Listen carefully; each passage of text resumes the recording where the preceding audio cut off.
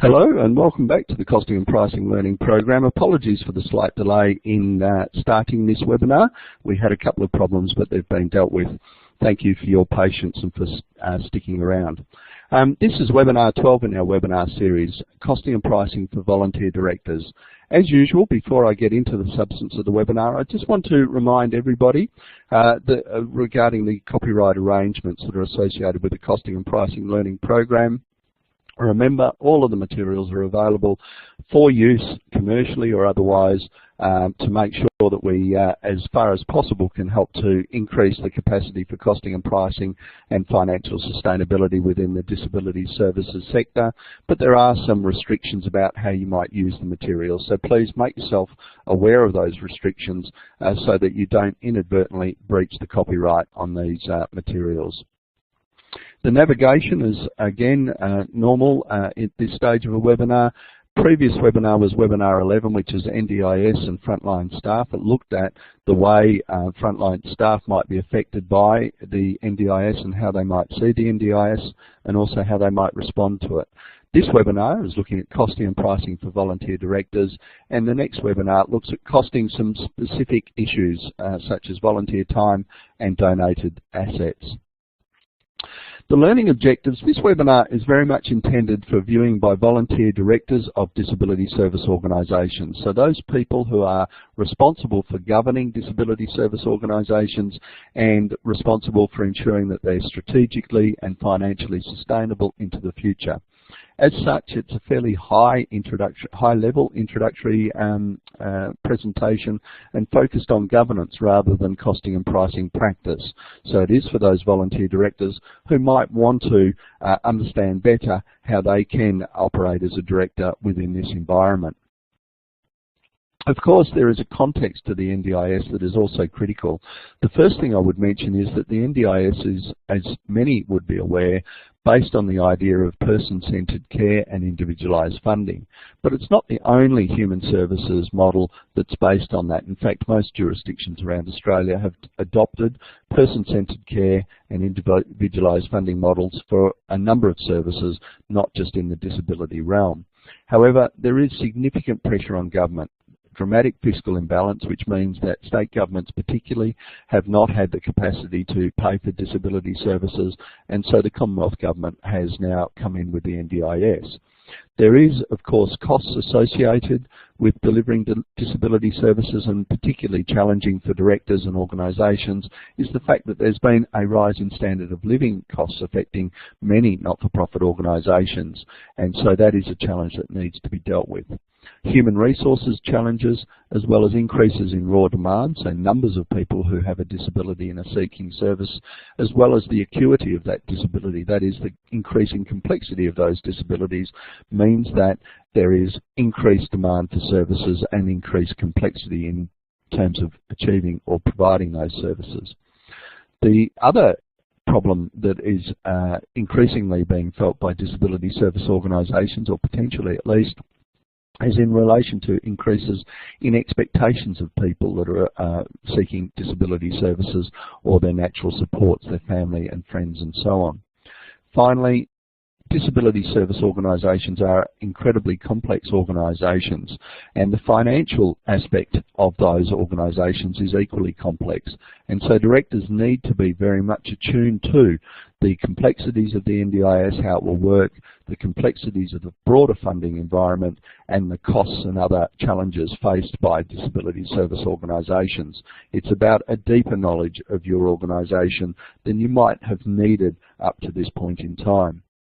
There are also some comments I'd like to make that might be pertinent to directors in relation to some of the white noise that is accompanying the NDIS. And by white noise I mean there's a lot of rhetoric, a lot of discussion that doesn't necessarily either explain or discuss the reality of the NDIS and how it works. The first element I think is important to be aware of is that there's a certain structural ambiguity within the NDIS, and that ambiguity relates to talking about the market mechanism, that making a market for disability services, about competition, and also about the opportunity for choice for those people who are accessing disability services.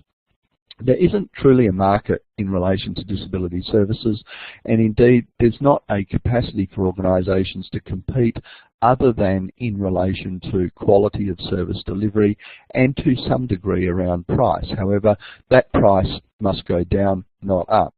The second element that's really important to consider is the fact that a lot of people talk about competition between service providers within this kind of environment, when in fact the major risk for organisations is their financial sustainability and ability to continually provide services, as opposed to competing with colleague organisations within the sector. Indeed, I would argue that there's a real need for organisations to consider very closely collaboration rather than competition. I guess the final point that's really important to think about in terms of this particular slide is the issue of cost versus funding, and the need to understand the comprehensive cost of service delivery as opposed to the amount you're being funded for in your organisation.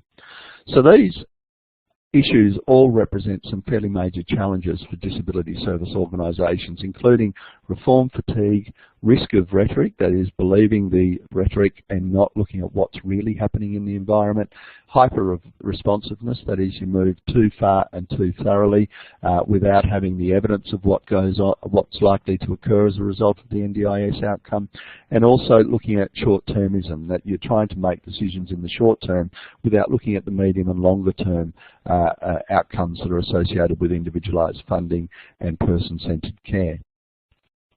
So there are some key problems or alarm bells that directors might be interested in looking at.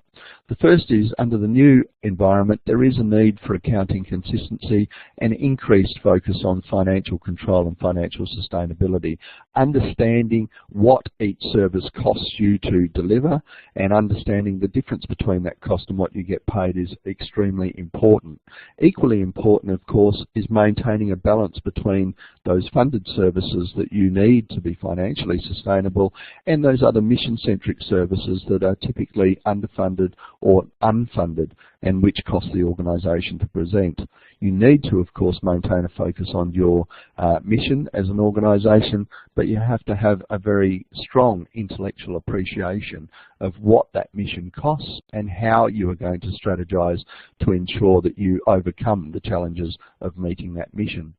The final element that I want to emphasise on this particular slide is the fact that board skills, of course, need to be raised, and not just in relation to perhaps the particular disciplines that board members bring to their meetings, but more importantly, a deeper and broader understanding of disability services themselves, your organisation, and perhaps more substantially also the NDIS and how that works in reality as opposed to how the rhetoric suggests it might work.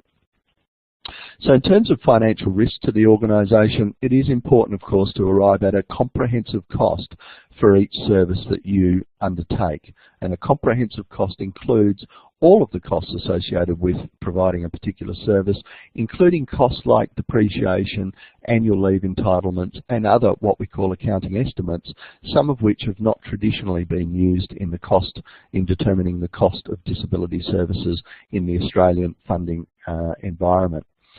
You need to be able to determine a margin, and that's not to say the margin will necessarily be achieved, but in order to ensure that you understand what that target is. And we'll talk about the target price gap in a minute, but it's incredibly important that you understand that this is the territory, if you like, over which you will strategise from a financial perspective. Balance sheet strength is important, including cash flow strength, and relevant range decision points are also important. Quantity of services, types of service, the service mix, and locations of service delivery are critical parts of that relevant range issue.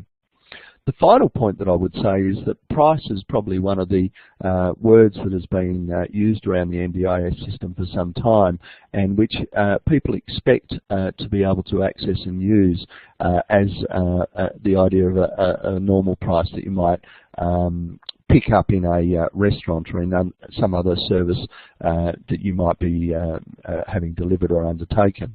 Remembering, when we talk about price, we're actually talking about that price that has been allocated for a particular service by the National Disability Insurance Agency. It's not a price in the market sense, it is actually a rationed price. And I think that's very important that we understand that we shouldn't rely on market mechanisms to see the efficiencies that seem to be talked about in the context of the NDIS. Of course, the responsibilities of board members under this arrangement don't change at all. Seeking to achieve constitutional objectives is, of course, the most important aspect of what you do, and financial risk and governance risk are a very close second in relation to that. All of the normal requirements, responsibilities accrue to board members, but unfortunately under individualised funding type funding arrangements, you'll find that more risk is transferred over to the Disability Service Organisation from the government. As I mentioned before, an overall aim for every organisation should be to identify the target price gap, both for each individual service and also at the aggregate. The target price gap is simply the difference between your target price, that is the price required in order to ensure sustainability, so that is both a cost recovery plus your margin for your organisation. And margin's critical for not-for-profit organisations because it is the margin or the profit that actually builds the balance sheet, ensures you have sufficient cash for innovation and change management, and also ensures that you're able to pay your longer-term liabilities such as employee entitlements when they become due.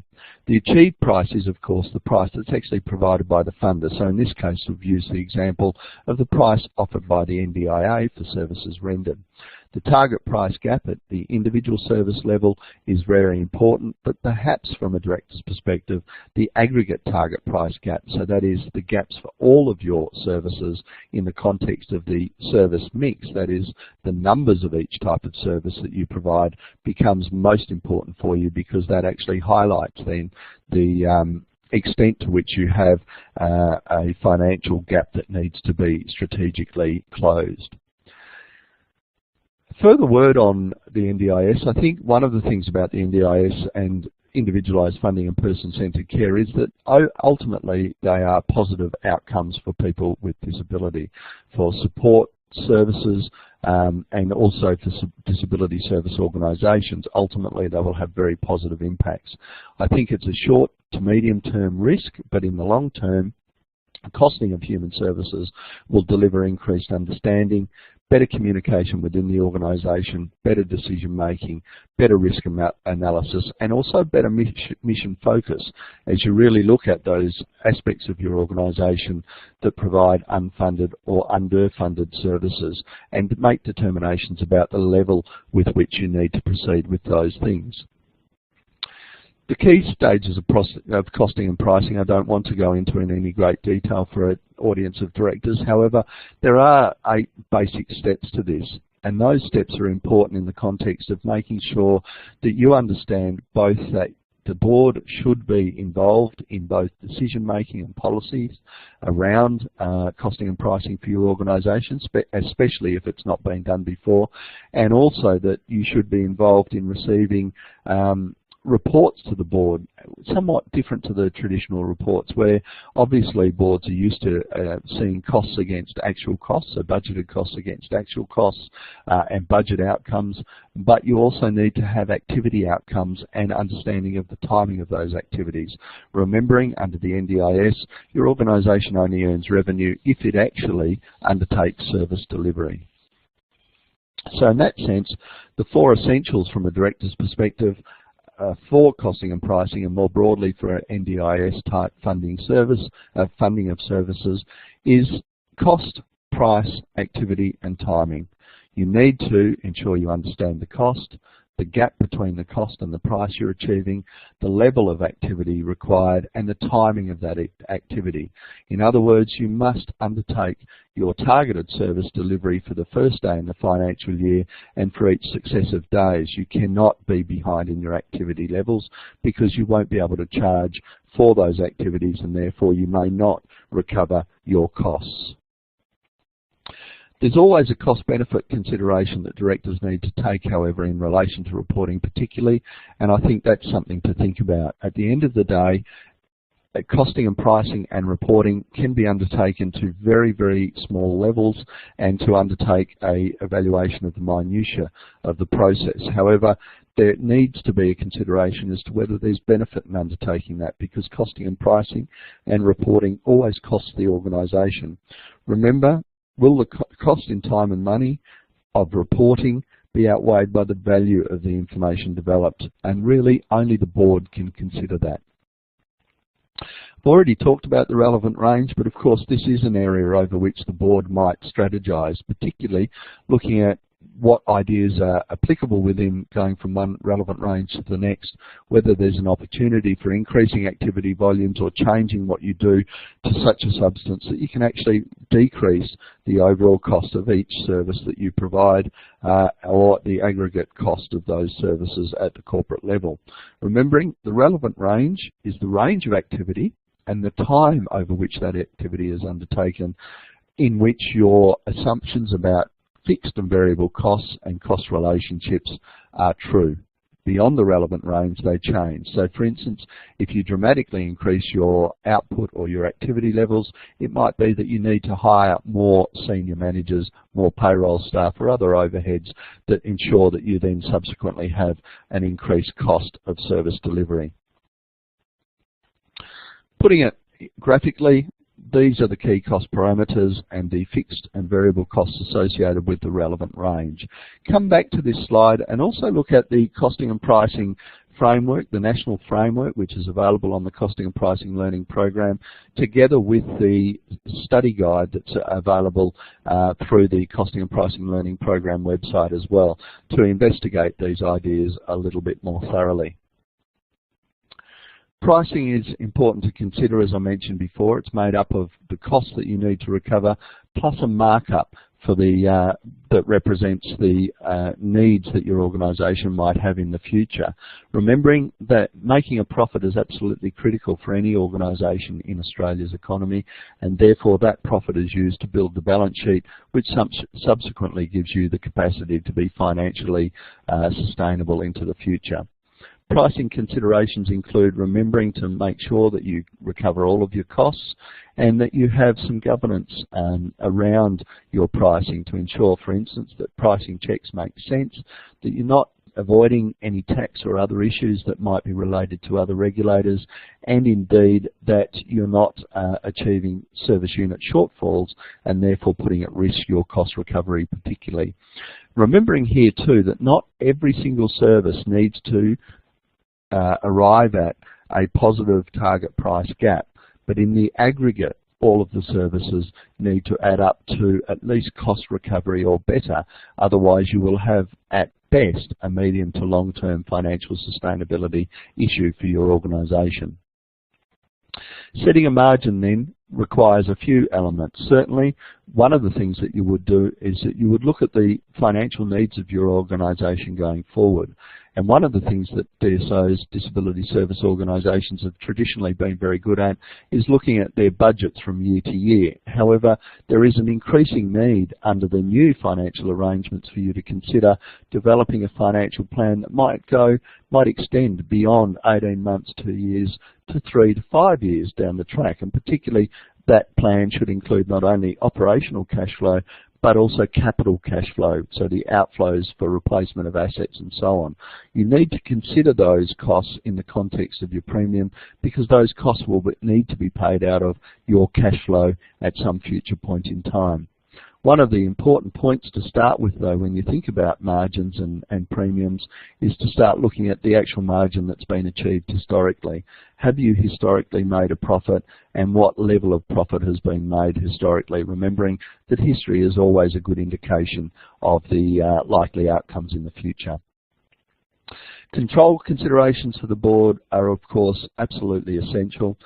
Ultimately, the board has responsibility, and therefore you should, as a result of NDIS, be exploring what kinds of reports need to come to the board and how frequently those reports need to come to the board, particularly in case of what margins are being achieved, what activity levels are being undertaken, and what discrepancies are being realised, and whether or not those discrepancies are going to cause financial hardship for the organisation in the future. And of course there are opportunities for you to think about this in the context of risk assessment, particularly in relation to activity levels. So working out the margin of safety, the contribution margin and the operating gearing of the organisation are things that need to be thought through for directors. The margin of safety, of course, is your expected sales minus your break-even sales.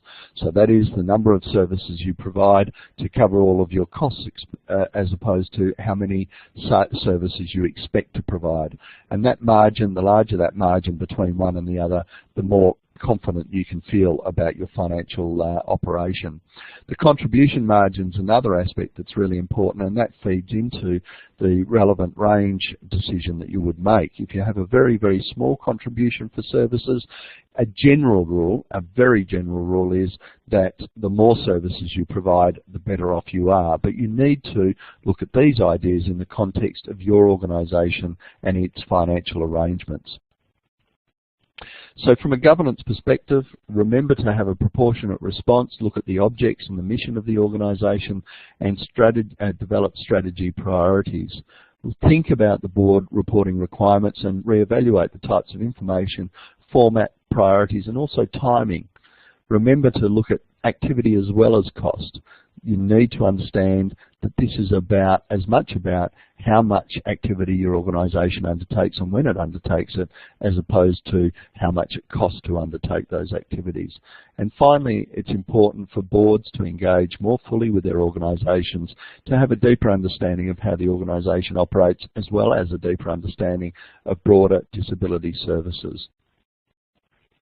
So some practical steps would include the development of 3 to 5 year planning horizons, particularly financial planning for the organisation, developing messaging and continually updating in an honest way your staff, particularly those staff at the coalface, the people actually undertaking the work and who might not appreciate fully the financial or other strategic decisions being taken by the board and senior staff. That messaging is critical, but it's also critical to ensure that there is a positiveness to that message, that this is a difficult transition process, but ultimately it will lead to stronger financial capacity for organisations in the longer term. Remember to think on regulation. It's not just the NDIS, but ACNC and other forms of regulation are important here. And remembering, of course, controls and building your balance sheet. The final point there, making sure that you have an outcomes focus, is also critical to make sure that your mission does not get lost in the fight to retain financial sustainability. It's about intellectually grappling with that financial sustainability risk as opposed to simply moving to a commercial model.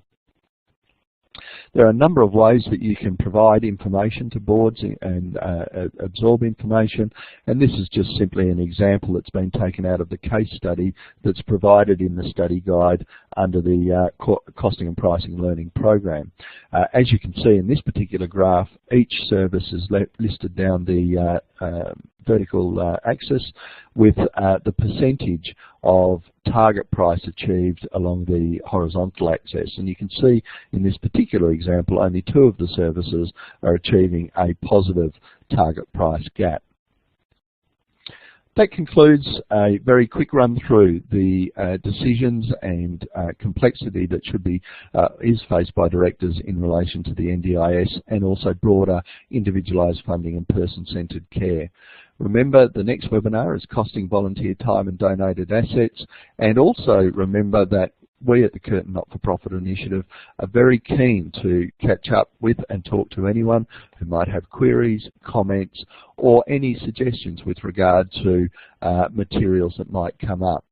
Webinar 13 is yet to be programmed, and we will let everyone know when that's going to be broadcast. But remember also that all of the webinars are actually recorded and available on the Costing and Pricing Learning Program website. Thank you very much, and I look forward to talking to you next time.